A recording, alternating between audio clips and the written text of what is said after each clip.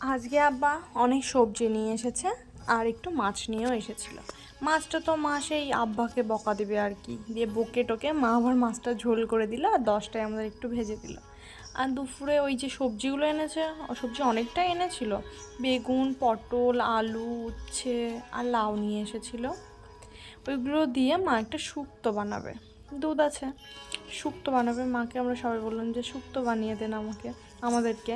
তারপরে মা 6 রকমের সবজি আর উচ্ছেও ছিল, 6 ধরনের সবজিটা মা ফার্স্টে একটা একটা করে ভেজে নিল। সব সবজিগুলো ভেজেছিল, লাউটাও ভেজেছিল মা। আর কি বলবো, এখনও মানে কি বলবো, এখনও আমরা দুপুরে লাঞ্চ করিনি।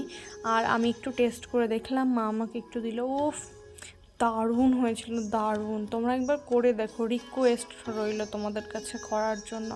আলুও দিয়েছিল একটু, তোমাদের কাছে রিকোয়েস্ট থাকলো যে তোমরা একবার করে দেখবে। করে যদি ভালো লাগে আমাদের চ্যানেলে এসে এইখানে একটা কমেন্ট করে যেও যে কেমন হয়েছিল খেতে। আর মায়ের ওই সিক্রেট মশলাটা তোমরা দেখে একটু বানিয়ে নিও, দেখবে আমার চ্যানেলে আপলোড করা আছে। মানে কি বলবো, এত ভালো হয়েছিল।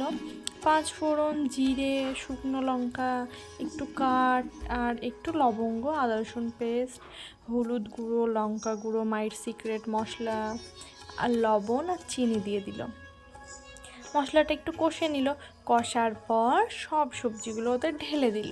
ঢেলে দেওয়ার পর একটু কষতে হবে। এবার কষার কাছে মেন ইয়ে, কষতে হবে ধৈর্য ধরে একটু। আমি দেখেছি, আমি যখন আগে কষতাম না অতটাও টেস্ট হতো না, রান্না তো আমি অতটাও জানি না। এবার মা যখন বলে না কষতে হবে, এবার মায়ের দেখে দেখে করার চেষ্টা করেছি, ভালোই হয় খেতে। এবার দুধটা মা দিয়ে দিল, দুধটা আগে থেকে জাল করা ছিল। দুধটা দেওয়ার পর আর একটু কষতে হবে, ভালো করে কষে নিয়ে আগে থেকে ভেজে রাখা বড়ির কুচিগুলো মা শুক্তোতে দিয়ে দিল।